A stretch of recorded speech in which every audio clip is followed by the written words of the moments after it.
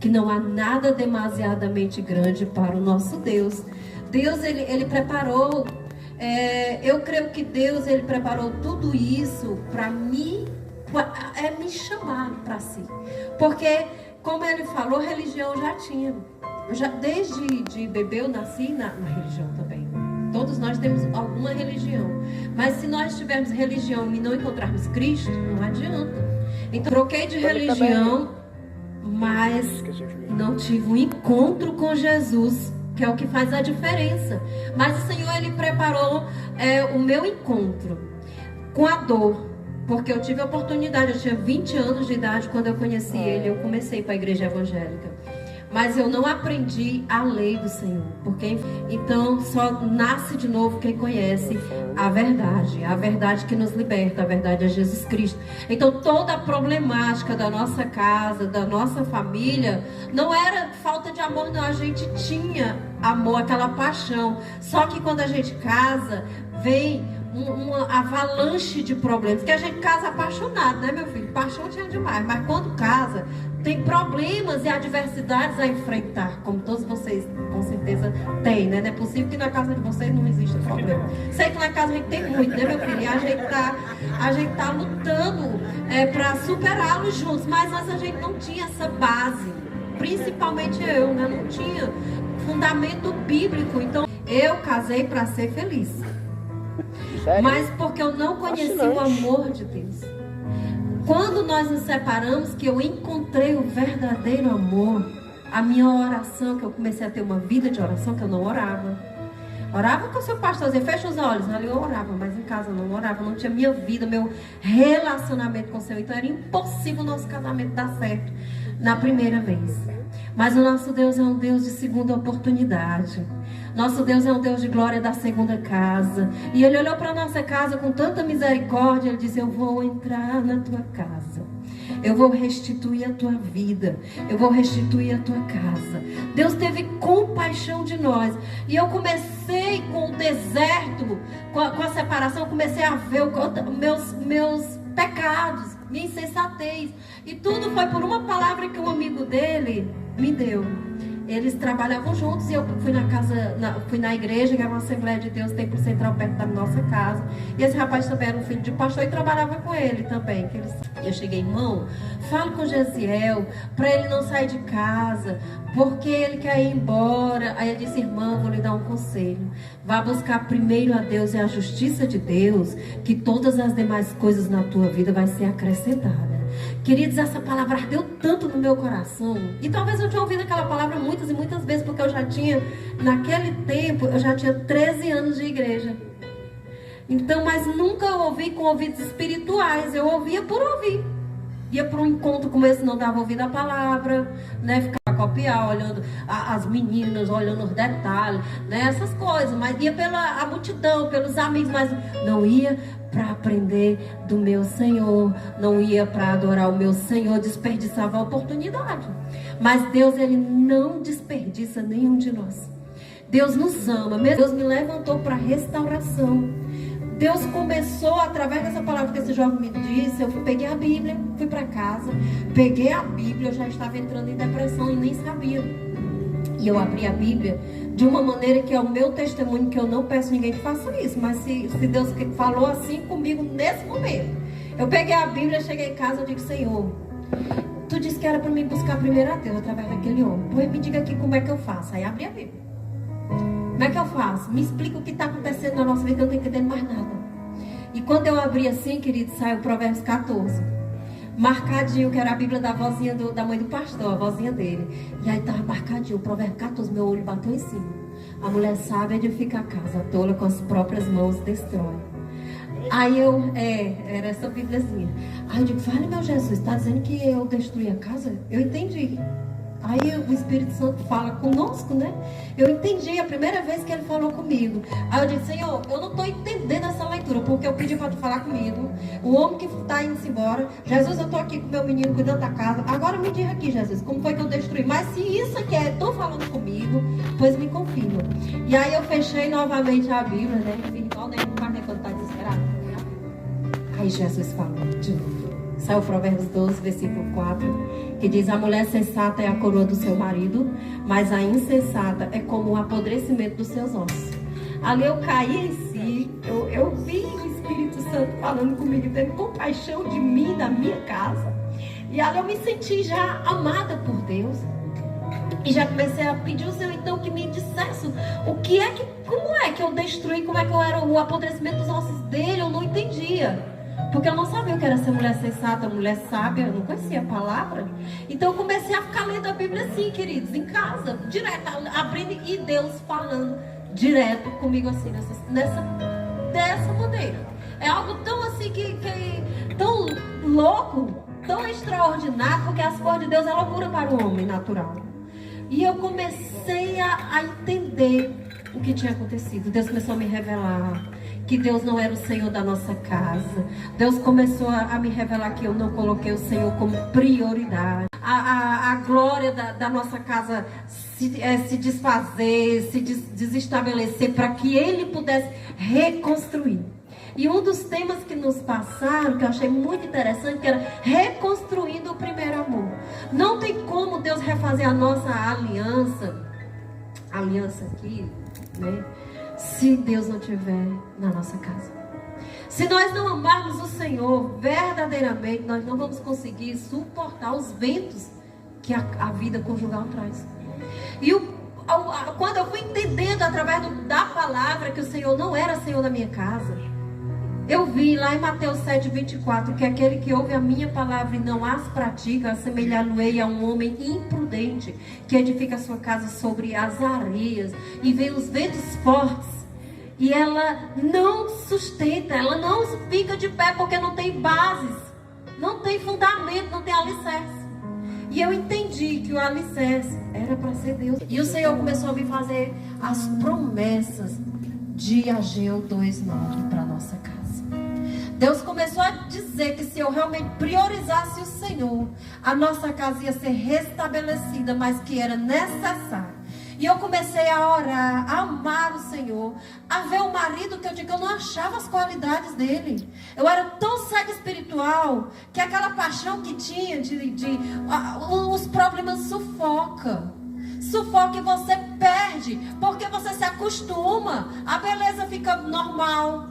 A gente fica em casa como comum, né? A gente vai perder o encanto da paixão. Aí precisa ter o amor verdadeiro para suportar. E a gente não tinha, nem eu e nem ele, porque ele se perdeu, foi um fardo pesado para ele. Mesmo ele tendo fundamento na rocha, mesmo ele sendo filho de pastor, sendo um homem de Deus, ele não teve fortalecimento. Mas eu também sei que Deus prepara caminhos para nós, para nos alcançarmos. Se eu não tivesse ficado no deserto, sozinha, eu não sabia o que era o valor de ter um marido para trazer o sustento para dentro de casa. Eu não sabia o que ia ter o valor de ter um filho que diz: mãe, cadê o meu pai? Eu quero ter pai. Por que meus amigos têm pai e eu não tenho pai? Quando meu filho falava isso, meu filho chegava no colégio: mãe, meus amigos têm pai. Por que aqui em casa é só eu e a senhora? Aquilo ali dilacerava meu coração. Então eu fui vendo esses valores com as dores. Porque quando nós temos, nós não somos gratos. Nós não sabemos valorizar os benefícios do Senhor para nós, enquanto nós não perdemos, queridos. Nós não somos diferentes do povo de Israel. A nossa separação cooperou para o bem, mas porque nós deixamos o Senhor governar a nossa vida. Porque o meu orgulho de início, eu queria era cair no mundo, dizer que, mas menina, eu sou bichona, achava que era bonita, que tinha... Eu dizia assim, ó, meu filho, se não der certo, tem 1000 na fila. Ele odeia o divórcio, ele abomina.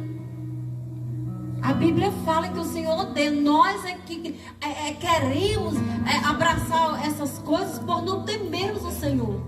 É por isso que o Senhor diz que o divórcio foi permitido pela dureza do nosso coração. Mas quando eu fui me encontrando com o Senhor, eu fui caindo em si, caindo das vendas dos olhos. E eu fui vendo que tinha jeito para minha casa, que tinha jeito para nós. E eu comecei a andar com Deus, pedir perdão, me arrepender, me humilhar. E a Bíblia diz que quando nós nos humilhamos na presença do Senhor, Ele nos exalta. E nós tivemos essa segunda chance. Não são todos que têm, porque todos têm, mas não sabem aproveitar. E eu louvo ao Senhor porque o Senhor abriu meus olhos e o Senhor se revelou de uma maneira tão extraordinária na minha vida, queridos, que o Senhor disse para mim, numa madrugada, eu comecei a orar pelo meu marido, orar pelo meu filho, orar por mim, pedir a Deus para me dar graça, porque eu estava entrando numa profunda tristeza de alma. Quando eu comecei a ver quem era eu na palavra, eu comecei a me abominar. Aquele processo de você ver que a louca que você era, a insensata que você era, e não tinha chance, nos meus olhos, não tinha chance para mim. E eu comecei a entrar num profundo desespero e pensar, meu Deus, como que eu vou ficar sozinha nessa casa sem ele para proteger a gente? Porque a gente acha que é a proteção, quando você ainda não tem mesmo aquela firmeza com Deus, você não tem segurança. Literalmente falando em Deus, você confia no braço de carne. Jeremias 17,5 diz que maldito o homem que confia no braço de carne, que não deposita sua confiança no Senhor, mas antes deposita sua confiança na carne mortal. E era isso que eu fazia. Então aquilo ali foi me desesperando. Muito medo, muita angústia, incertezas, medo de passar fome, medo de entrar ladrão na nossa casa. Esses medos foram me dominando, me derrotando de uma maneira que, mesmo eu ficando pautada na palavra, Deus não me isentou de ficar como totalmente louca. E eu não tinha mais pensar, a minha mente se perturbou, não sei te explicar, porque são coisas também sobrenaturais e espirituais. Porque como eu dava muita legalidade com palavras, as palavras, eu friso isso, as palavras têm muito poder. Então eu dizia para o meu esposo, olha, eu não preciso de você, eu tenho meu dinheiro, eu não preciso de você, meu filho. Eu era exaltada. E quando você se exalta, Nabucodonosor, quando se exaltou, ele foi comer capim, literalmente, com os animais. Está lá em Daniel, capítulo 3, e foi isso que aconteceu comigo. Infelizmente, eu tive que bater nos hospitais dos loucos. Completamente desequilibrada. A minha mente não raciocinava mais nada com nada. Eu não falava mais nada com nada. Então veio a consequência terrível sobre a minha casa pelas escolhas que nós fizemos. Por desvalorizar a família. A família é o teu maior patrimônio. Tem pessoas que dizem, eu perdi a minha família por causa do meu emprego. Eu perdi a minha família por causa do meu ministério. Gente, isso é inversão de valores. O nosso maior ministério é a nossa família. É aquele que você escolheu, que disse que era até que a morte separe, que era para passar o que viesse. Na dor, na saúde, Deus viu quando nós falamos isso. Ainda que nós não tivéssemos levado tão a sério, mas Deus leva a sério. E aí, quando eu comecei a ver que eu estava nessa situação, eu perdi o equilíbrio. Então, eu tive que ser internada no Mira Lopes. Eu tive que ser internada no Hospital Psiquiátrico de Messejana, porque a minha família, eles não aguentavam mais cuidar de mim. Quando ele saiu, ficou a minha mãe e uma irmã minha cuidando de mim, desse menino. E eu quebrava a casa toda, eu jogava tudo no lixo. A gente tinha confecção, eu pegava a confecção, botava assim no meio do terreno que tem lá, assim como esse terreno, colocava tudo lá, tocava fogo, gente, mas foi um desespero. Mas sabe o que é? Porque Deus trata com os corações. As pessoas pensavam que eu estava louca. Claro que estava, era também, né, distúrbio emocional, desequilíbrio. Os médicos diziam que era transtorno bipolar, mas era tratamento de Deus, gente. Porque eu estava lendo a Escritura e eu vi que eu era avarenta, como ele falou. Ele não podia dizer, vamos pro retiro, tem que pagar quanto? Não, vamos botar dinheiro nisso, não, vamos fazer para nossa. Tudo era em prol de si. São pessoas que só querem para si, egoístas. E Deus, ele não nos chamou para amar o dinheiro mais do que as pessoas. Ah, não, vamos dar uma esmolinha aqui. Para que bota esse vagabundo para ir trabalhar? Então, sempre era do contra, birrenta. E eu fui vendo que eu amava bens mais do que pessoas. Exaltado. Quando eu disse que tinha minha profissão, tinha meu dinheiro, sabe o que Deus permitiu? Que eu mesmo, com as próprias mãos, queimasse a confecção. Não tinha mais nada. E eu não entendi o que eu estava fazendo. Eu pensava que aquilo, na minha mente, era tudo lixo. Porque na minha mente passava assim, eu não tenho minha família mais, eu não tenho, nada mais importa para mim. Nada mais tem valor. Isso aqui é lixo, é tudo lixo. E a minha mãe desesperada, tentando conter, para mim não queimar as coisas, tentando guardar. Mas era um desespero. Como ela diz, vem para toda a família. Respingou a luta sobre a casa da minha mãe. Minha mãe abandonou a casa dela por 6 meses, morando dentro da minha casa para cuidar de mim e dele. Me internaram 8 dias dentro do Mira Lopes. A minha mãe lá do meu lado todo o tempo. E esse menino Jesus me dava lá em João 14, tudo que tu pede oração, em meu nome o Pai te concederá, para que o Pai seja glorificado no Filho. Eu comecei a pedir: Pai, me dá meu marido, me dá meu marido, me dá meu marido. Jesus disse: tenho eu coisas maiores para fazer na tua vida. O teu Criador é o teu marido. Porque Deus não queria me dar marido, Deus queria me dar vida com Deus. Deus queria me dar libertação. Deus queria me dar nova vida, me preparar para o casamento, que não era outro casamento, era para o verdadeiro casamento, que era com o meu marido no tempo certo. Porque Deus tem o seu modo e o seu tempo de trabalhar. Então eu só queria o marido. Depois que eu perdi, passei a endeusá-lo. E não, a gente tem que ter sabedoria, porque Deus, ele coloca tudo nos seus devidos lugares. Deus acima de todas as coisas. E ali Deus teve compaixão, e Deus começou a me ensinar a amá-lo, começou a trabalhar. Depois desse dia que Deus falou comigo, eu fiquei apaixonada pelo Senhor. E eu comecei a querer ouvir mais de Deus. Todo dia eu peço ele que fala desse jeito. Não, nem falo mais não, desse jeito não.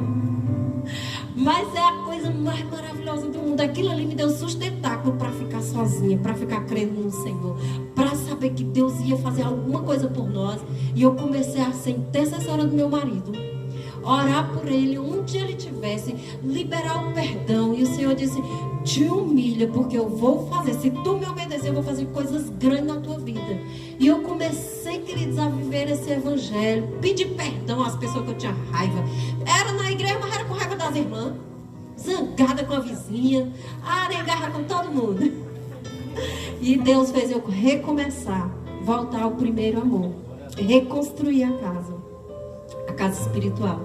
E eu comecei a buscar o Senhor, amar o Senhor. E comecei a ver. Eu pensava que Deus ia trazer um marido no instante. Me posicionei rápido. E comecei a amar o Senhor, mas queria um marido. Traz logo um marido. Jesus, traz esse marido. E Jesus começou a suprir o vazio. Vazio de dinheiro. Não tinha mais R$1, não sabia mais trabalhar. Desesperado, internado em hospital de louco. Perdi tudo. As roupas que eu tinha, queimei tudo. Eu não tinha mais roupa para vestir.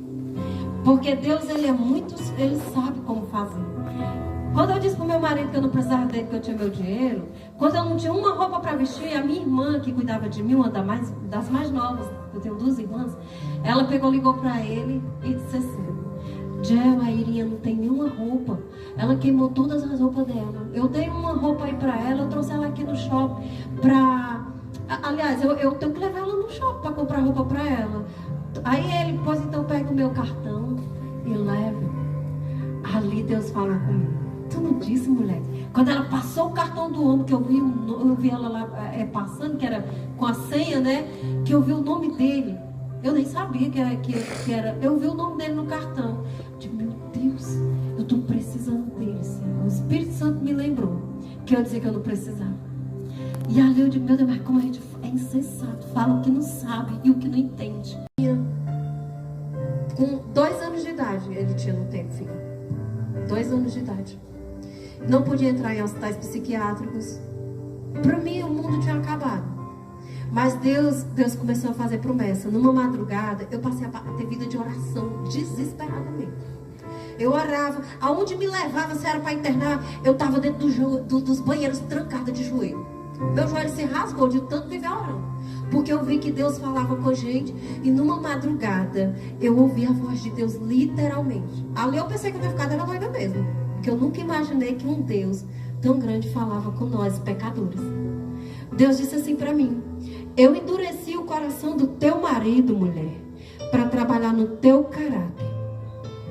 E eu estou te fortalecendo para a peleja e estou cingindo teus lombos para a batalha. Isso antes de eu ser internada, mas já estava ficando desequilibrada, já estava perdendo a noção das coisas e lendo a Bíblia. E eu ouvi a voz de Deus numa madrugada de oração, ficava orando. Nós não sabemos e que nós falamos e trazemos maldição para a nossa vida. Então a gente tem que vigiar no que fala, ter sabedoria, queridos, que a tua casa é você que edifica. Com as tuas palavras, traga só palavra de bênção, ainda que seja um negócio bagunçado. Mas tu diz: minha casa é maravilhosa, minha casa é casa de bênção, meu marido é maravilhoso, é um grande homem de Deus. Eu comecei a profetizar quando eu entendi o poder da palavra. Eu dizia que ele era um grande pregador do evangelho, ele no meio do mundo, brincando. Mas eu dizia que ele era um homem de Deus, ele era um pregador do evangelho, sem nunca nem ter pregado. Quando eu entendi o poder da palavra, eu comecei a profetizar. Meu filho é um grande homem de Deus. Senhor, minha casa é para a glória do teu nome. Comecei a profetizar. Por isso que nós temos tido essa oportunidade de viver a glória da segunda casa. Porque houve um reposicionamento em Deus. Houve uma oportunidade de Deus para nós. Então ali o Senhor me curou, querido, literalmente, inexplicavelmente, através das orações e no tempo dele. Tomei remédio controlado, fui pro CAPS, passei por psicólogos, psiquiatria, tudo isso. Só que Deus, ele teve tanta compaixão de mim que Deus me libertou totalmente desse processo em 3 meses, orando e buscando a Deus. Mas por que Deus fez isso? Porque para poder eu ter fé que Deus iria restaurar meu casamento, que ia ser uma caminhada muito longa, de 5 anos, que se Deus não tivesse me curado nesses 3 meses de depressão, eu não tinha lutado pelo meu casamento, porque era impossível nós dois. Porque o meu marido estava endurecido, como Deus disse, endureci o coração do teu marido.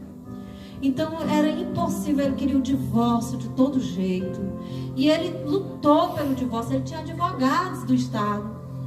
Mas o Deus de Israel nunca deixou que nós nos divorciássemos. Porque Deus ama a família. Não é a saída do divórcio. O divórcio, ele não traz a solução do problema. Ele só acrescenta o problema, porque traz consequência para os nossos filhos. Então, se está difícil, nós temos que ver onde está errado. Vamos sentar, vamos conversar como nós fazemos agora. Nós continuamos cheios de problema. Eu continuo lutando contra o meu eu todo dia, ele também. Ele está lutando para ser sacerdote, para ser autoridade dentro do lar. Eu estou lutando para não querer dominar.